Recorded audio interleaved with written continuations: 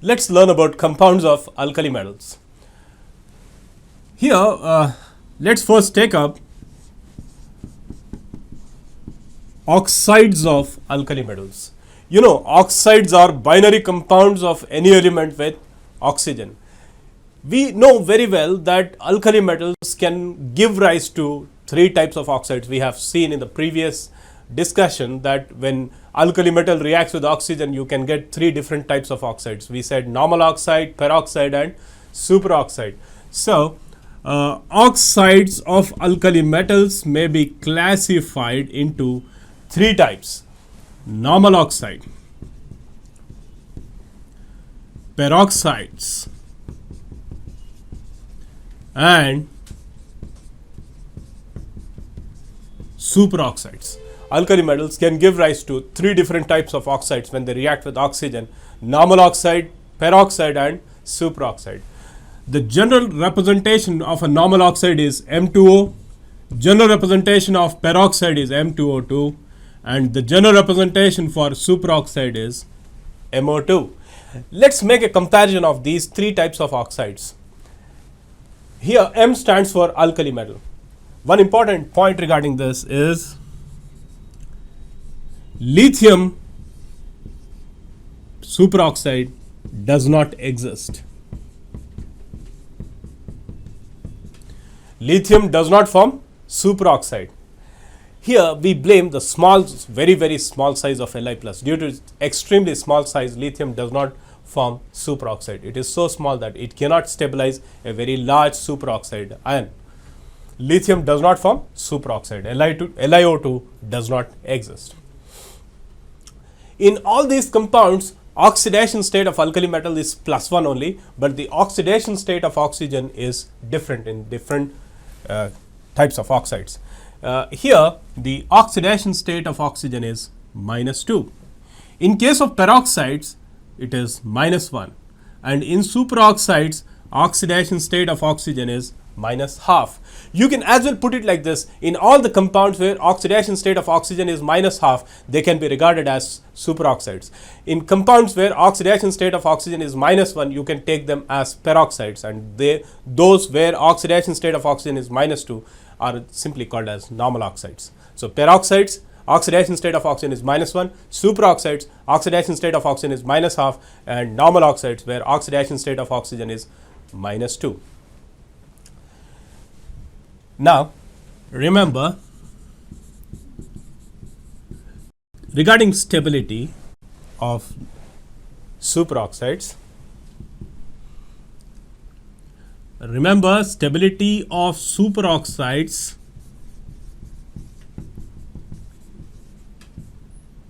increases down the group.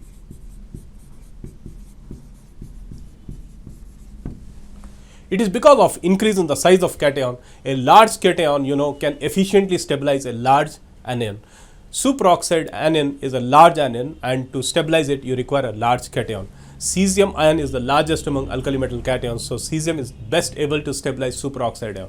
So, when you compare superoxide stability, the most stable among them is cesium superoxide, and the least stable is sodium superoxide. I am not mentioning lithium superoxide because we already said that lithium does not form superoxides because of its extremely small size. Same stability order is possible also for peroxides. Peroxides also follow the same order of stability. It is not that very significant, but what is more important is order of stability of superoxides. There are some more points regarding these compounds I am going to give you. Just remember, before I erase this, remember that there are three types of oxides formed by alkali metals: normal oxides of the formula M2O, where oxidation state of oxygen is -2; peroxides, where the general formula is M2O2 and the oxidation state of oxygen is -1; then superoxides, whose general formula is MO2 and oxidation state of oxygen is -half over here. Lithium is the only alkali metal which does not form superoxide. Lithium can form normal oxide and peroxide. Two types of oxides of lithium are possible: normal and peroxide, whereas for all other alkali metals, three types of oxides are possible: normal oxide, peroxide and superoxide. The order of stability of superoxides increases down the group due to increase in the size of cation, because a large cation can efficiently stabilize a large anion. Let's move on to the further discussion about oxides of these elements. Remember that normal and peroxides are colorless and diamagnetic. Normal oxides and peroxides of alkali metals are colorless as well as diamagnetic, whereas superoxides are colored, they are generally yellow colored, and they are paramagnetic. This is one very important point you are supposed to know, that superoxides are colored as well as paramagnetic. Normal oxides and peroxides are colorless as well as they are diamagnetic. See, if you find any peroxide colored, just remember that it must be, the color must be due to some contamination of superoxide. Pure peroxide is expected to be colorless. Pure normal oxide is also expected to be colorless as well as diamagnetic. Now, another important feature, see the reaction with water. If a normal oxide is dissolved in water, it gives rise to metal hydroxide. So, a solution of normal oxide will be alkaline. It is because of formation of metal hydroxide. When a peroxide is dissolved in water, you get, here also you get metal hydroxide. Apart from this, you also get hydrogen peroxide. Peroxides dissolve in water to give alkaline hydroxide, and hydrogen peroxide is also formed in this reaction. Superoxides, when dissolved in water, let's see how superoxides react with water. Superoxides, when dissolved in water, here also you get alkaline solution due to formation of metal hydroxide. You get hydrogen peroxide and oxygen gas is produced. This is how they differ in their reaction with water. Normal oxides give metal hydroxide, peroxides give metal hydroxide solution, and hydrogen peroxide is formed. So, I can put it like this: peroxides dissolve in water to give alkaline hydrogen peroxide. This is generally used as a oxidizing agent. Superoxides dissolve in water and they also give alkaline hydrogen peroxide. Apart from this, oxygen gas is also produced in the reaction. This is how they react. Now, please go through the reactions once. In all the cases, metal hydroxide is formed. In case of peroxides, you get hydrogen peroxide. Even in case of superoxides, you get hydrogen peroxide. And what is special regarding superoxides? It's superoxides also produce oxygen gas. Let's proceed further regarding oxides of alkali metals. Look at this important reaction of superoxide. Now, look at this important reaction of superoxide. When a superoxide reacts with carbon dioxide, what you get is metal carbonate and oxygen gas. This is a very, very important reaction. You try to realize the significance of this reaction. In this reaction, carbon dioxide is absorbed and an equivalent amount of oxygen gas is produced. So, a superoxide can absorb carbon dioxide and can produce equivalent amount of oxygen. This feature is very, very, very important in space capsules, in tube railways. It is a very important feature. It is also useful in crowded places where there are a lot of people breathing in oxygen and giving out carbon dioxide. This is giving out oxygen and taking in carbon dioxide. That is the significance of this reaction. So, alkali metal superoxides are used for increasing the quality of air. This use is in space capsules. They can be used in submarines.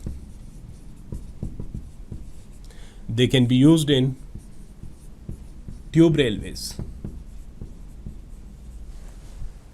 to avoid suffocation due to increase in the concentration of carbon dioxide. That completes oxides of alkali metals. Let's move on to another class of compounds of alkali metals. Now, before I go to another class of compounds of alkali metals, I want to ask you one question. See, if you are given different superoxides of alkali metals and asked which of these is expected to be most stable, you'll have to select the one with largest size, isn't it? Imagine the options are sodium superoxide, potassium superoxide, rubidium and cesium superoxide. Then the correct answer, the thermally most stable among them, is obviously cesium superoxide. Then if different types of oxides of alkali metals are given and you are asked which of these is expected to be colored, and then you will have to select not normal oxide or peroxide, select superoxide. Superoxides have a general formula MO2. And then a similar question may be asked like which of these compounds is expected to be paramagnetic. Again, remember that superoxides are paramagnetic. Now let's move on to the next class of compounds of alkali metals, that is hydroxides. See, the general formula for hydroxides of alkali metals is MOH. Alkali metals form MOH type of hydroxides. Now, in order to prepare this hydroxide, we have already seen that the metal hydroxide can be prepared from metal as such. If you react it with water, you can get metal hydroxide. There are, of course, other methods of preparation. We'll learn preparation of sodium hydroxide in the separate section in the next topic. Now, let's talk about some properties of hydroxides. Remember that all are strong bases except LiOH.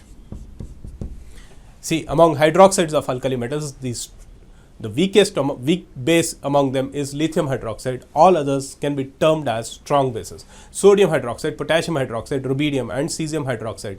All these 4 hydroxides are strong bases. Lithium hydroxide is a weak base, weakest base. And another important point regarding these hydroxides is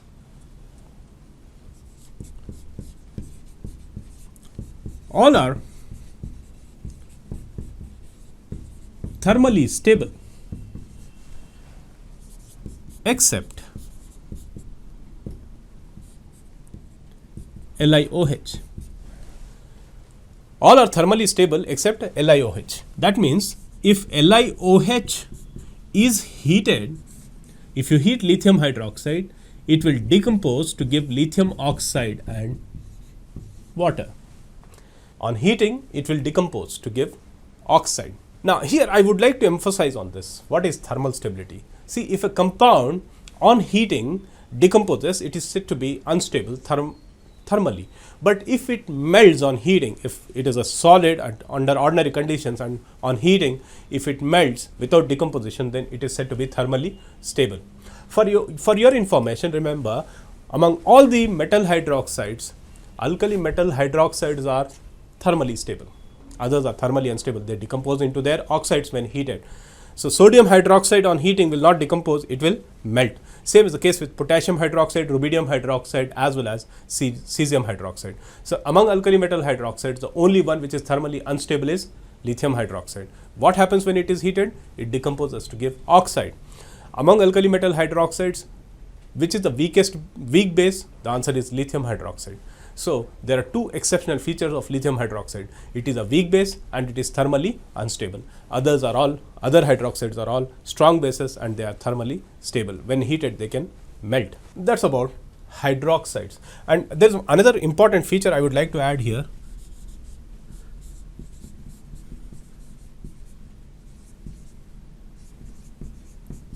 All the alkali metal hydroxides are deliquescent solids.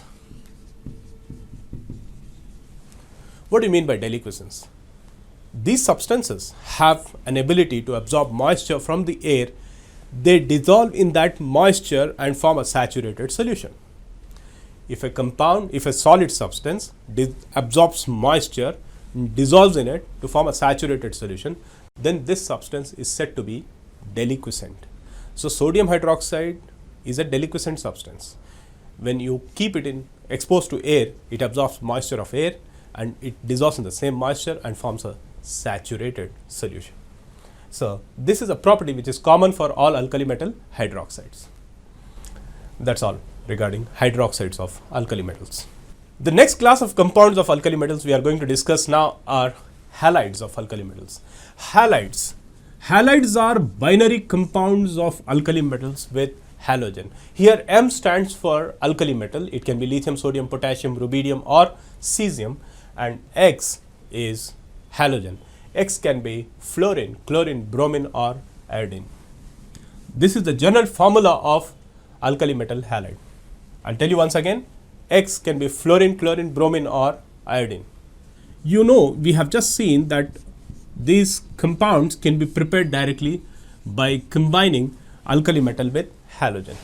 This is a balanced equation. So you get MX type of halide. Now remember that all are predominantly ionic. All are predominantly ionic except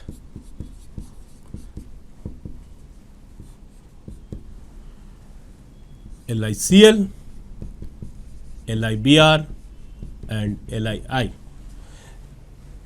am not including fluorine because remember, all metal fluorides by default take them as ionic only. All metal fluorides, whatever may be the metal, all metal fluorides are predominantly ionic. Whereas here lithium chloride, lithium bromide and lithium iodide are predominantly covalent, and here we don't blame halogen, actually we blame lithium. Lithium Li plus ion, due to its very small size, has a very high polarizing power.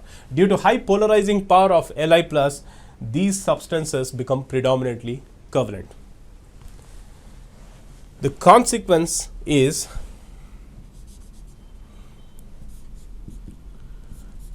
remember, lithium halides are, I can say, lithium halides are deliquescent.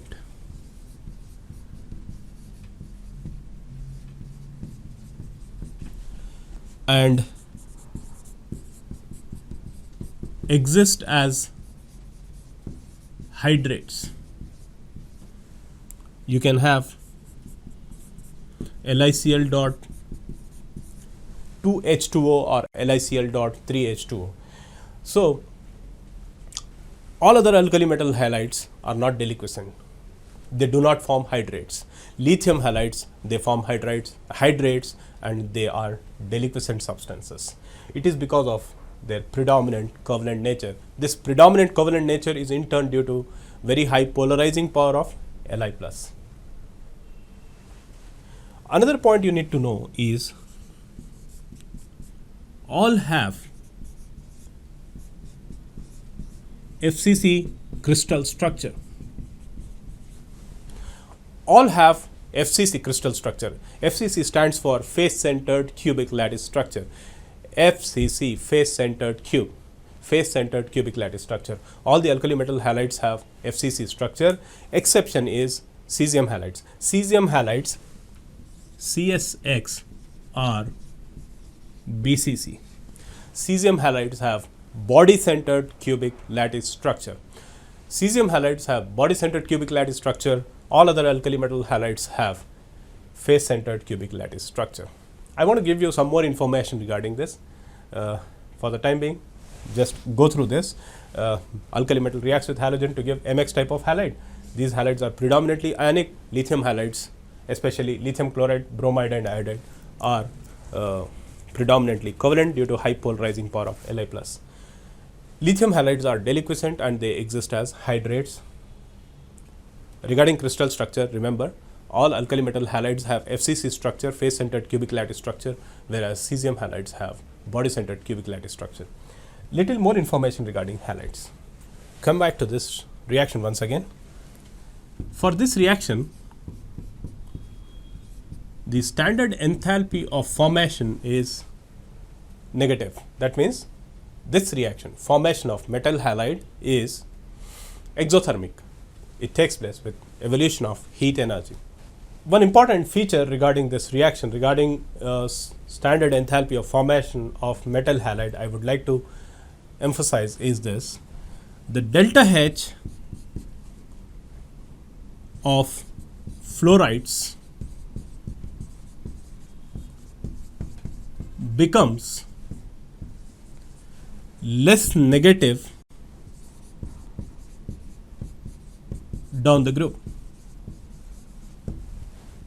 This is a very, very important point. That means the delta H negative value, delta H value is most negative. That means highest in magnitude in case of lithium fluoride formation, and in case of cesium fluoride formation it is least negative. So the reaction will be more exothermic when the metal involved is lithium, and it will be less exothermic when the metal involved is cesium.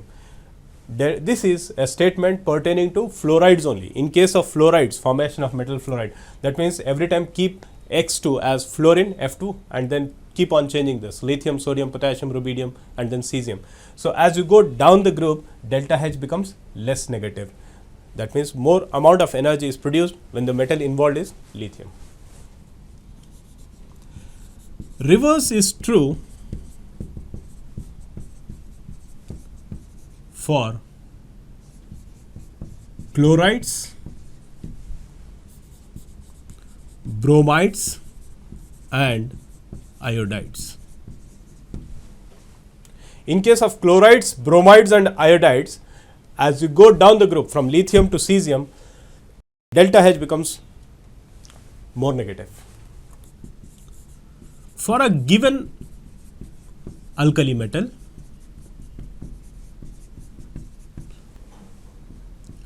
delta H becomes less negative from F to I. Try to understand these 3 points. Delta H of fluorides becomes less negative down the group. That means as you go down the group in alkali metals from lithium to cesium, on reaction with fluorine, the amount of energy produced, the amount of heat produced will be maximum in case of lithium and minimum in case of cesium. Whereas the order is reverted in case of chlorides, bromides, and iodides. Now, if you take a particular metal, say lithium, and go on changing this from fluorine, chlorine, bromine, and iodine, maximum amount of heat is produced when the halogen is fluorine and minimum when it is iodine. So this is what you are supposed to know about halides of alkali metals. All alkali metal halides have face-centered cubic lattice structure. Cesium halides have body-centered cubic lattice structure. The reaction is exothermic in all the cases, but the heat produced not only depends upon the nature of alkali metal, it also depends upon the nature of halogen. I would like to add one more point here regarding solubility. All the halides are soluble except LiF. LiF, lithium fluoride, is insoluble in water, and we blame high lattice energy of LiF. High lattice energy of LiF is in turn due to its small size of Li plus and very small size of F minus. Cesium iodide also has very low solubility. The reason is very low heat of hydration of Cs plus and very low heat of hydration of I minus due to their large sizes. So that's about solubility. I repeat once again, all are soluble. Lithium fluoride is insoluble. The reason is high lattice energy. Cesium iodide solubility is low due to low heat of hydration of both Cs plus and I minus. That's all about halides of alkali metals.